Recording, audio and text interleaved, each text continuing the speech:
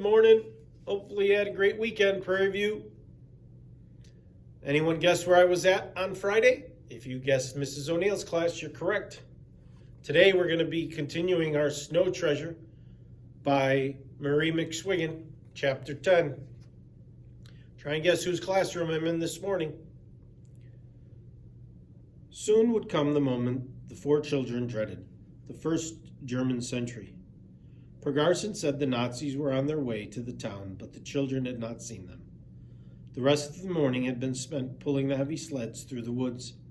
They had to go almost all the way back to Ryswick before they could begin to toboggan down the mountain. What would happen?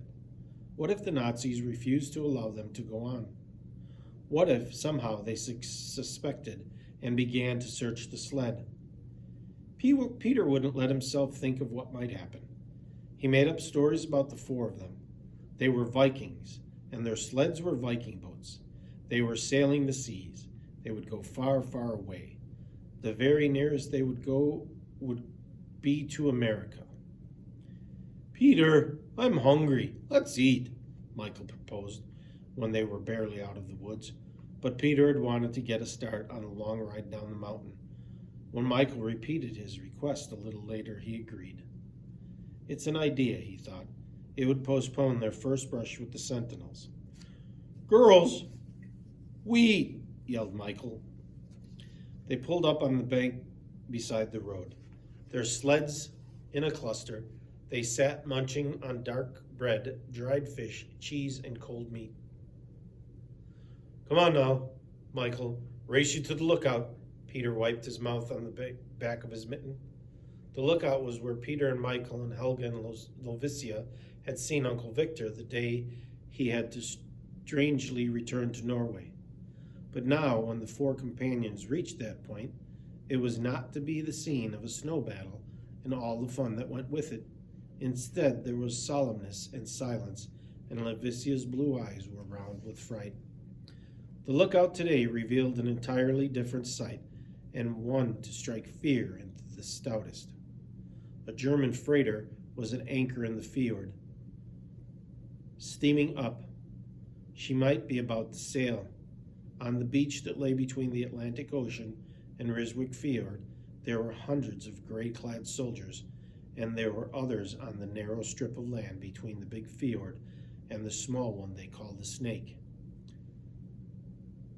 They were unloading enormous supplies because the snow was covered with bales, boxes, crates, and drums.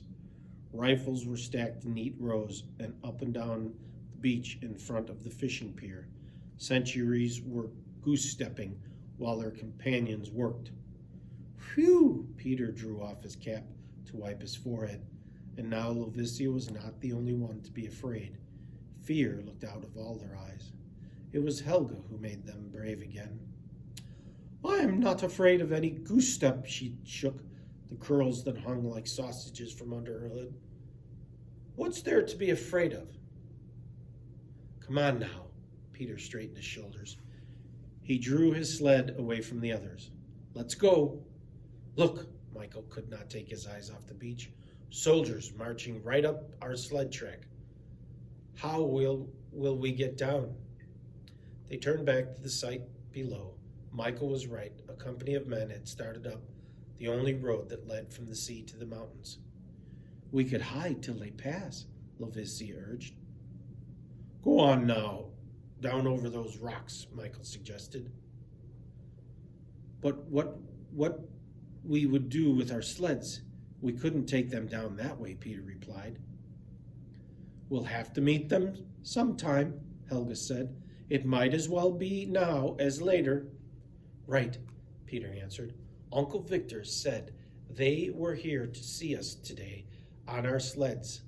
If we sail right into them, they'll see us for sure. Come on, keep to the side and try not to spill any of them for what would be bad for us." He fell face down on his sled, and with a shove he began the descent to the beach. The Germans were a long way off. The road made several turns in the miles between the lookout and the shore below, and only from the lookout could any part of the road be seen. so there was no way to tell if the Germans would turn off before they met them. Maybe they're not coming all the way, Peter told himself. Maybe they'll turn aside. But when he rounded the slope's last bend, he had no such hope. Directly in front was a company of gray-clad, goose-stepping soldiers. Even on the glassy surface, their legs swung out straight as rods. Peter had no way to stop himself, and now he found he was headed right into the middle of them. He let out a war whoop, a warning he was coming, but the Germans were directly in his path. He did not see how he could avoid knocking them down like 10 pins. He was going to spill them all right. Try as he might not to, it was the worst possible thing, he knew. Near at hand, these grim gray marching soldiers towered like giants to the boy on his sled. Down he flew faster and faster.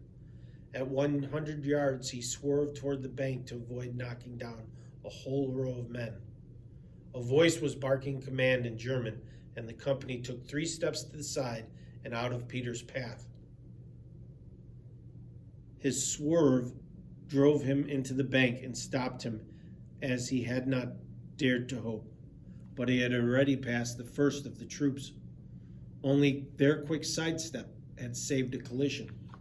See, there he is on the side of the German soldier approaching. He raised his eyes from the snow. He was looking into the smiling face of a German infantryman. I turned my men aside, he spoke. It is not right that we spoil your sledding.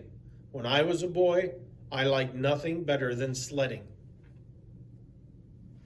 The end of chapter 10. Hope you have a wonderful day.